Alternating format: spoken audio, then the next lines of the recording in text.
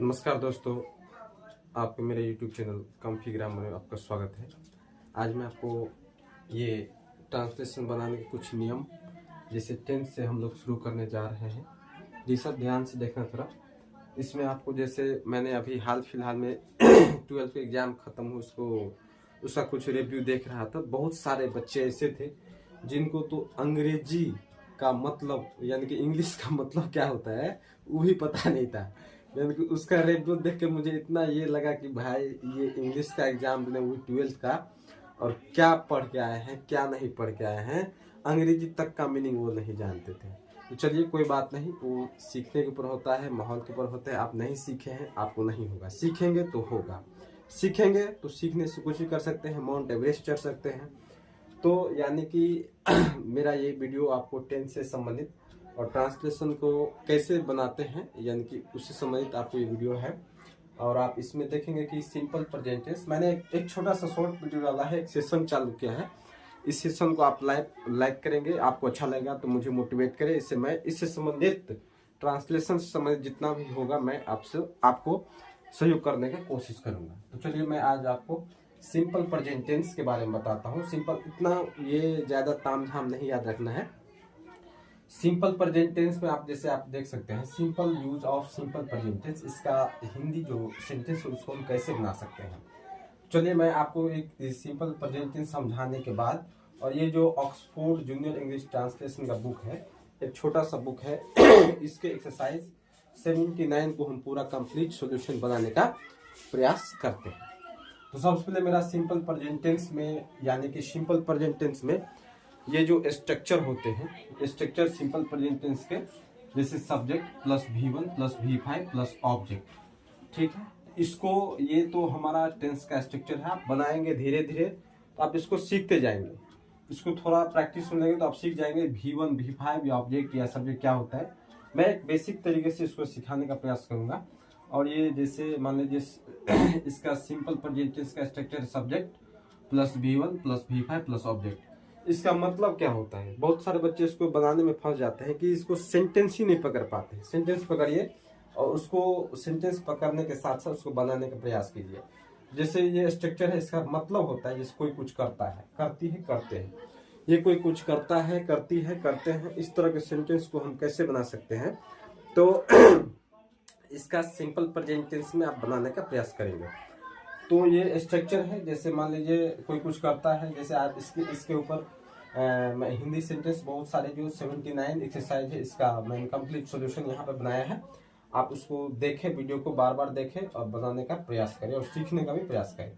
तो चलिए ये मेरा ट्रांसलेशन पहला, इसमें जो जैसे मैं पढ़ता हूँ तो आई रीड, मैं खाता हूँ तो आई ईट, मैं जानता हूँ आई नो, हम लोग पढ़ते हैं वी रीड, हम लोग खेलते हैं वी प्ले, तुम पढ़ते हो यू रीड, तुम गाते हो यू सिंग, आप खेलते हैं यू प्ले, तुम लोग नाचते हो यू डांस, आप लोग पढ़ाते हैं यू टीच, ठीक है।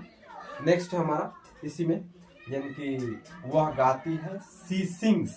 यहाँ पे याद रखेंगे कि ये सिंग्स क्यों आया, यानी कि V1 और V5 को हम इसी वीडियो में थोड़ा सा ब्रेक करके समझाने का प्रयास करेंगे।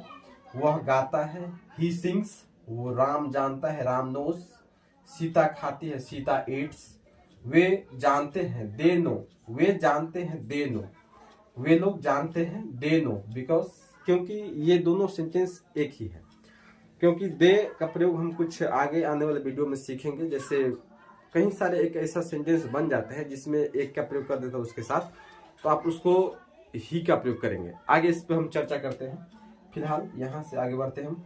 लड़के दौड़ते हैं द बॉयज रन, गाय चरती है द काउस ग्रेज, गायें चरती है द काउस ग्रेज, राम खेलता है राम प्लेज, राम प्लेज, ऐसा लग जाएगा इसमें। आगे ये हमारा 3-4 सेंटेंस इधर, जिसे राम और श्याम खेलता है राम एंड श्याम प्ले, आप हंसते हैं यू लाफ, नीता और गीता गाते नीता एंड गीता सिंग्स, मोहन आता है मोहन कम्स, मेरे पिताजी पढ़ाते हैं माय फादर टीचेस, ठीक है। तो यहाँ पे हम एक शॉर्ट में यानी कि V1 और V5 का प्रयोग हम समझ लेते हैं। V1 यानी कि ये जो हमारा V1 है V1 है। V1 इसको समझाने का हम प्रयास करते हैं। V1 ये क्या होता है, तो V1 समझने का प्रयास करेंगे। V1 का प्रयोग यानी कि VERB, वर्ब वन यानी कि first form of the verb, verb का पहला रूप यानी कि I V Y O U T H E Y they, yes पुल्लर subject है राम एंड SHYAM श्याम के साथ करेंगे।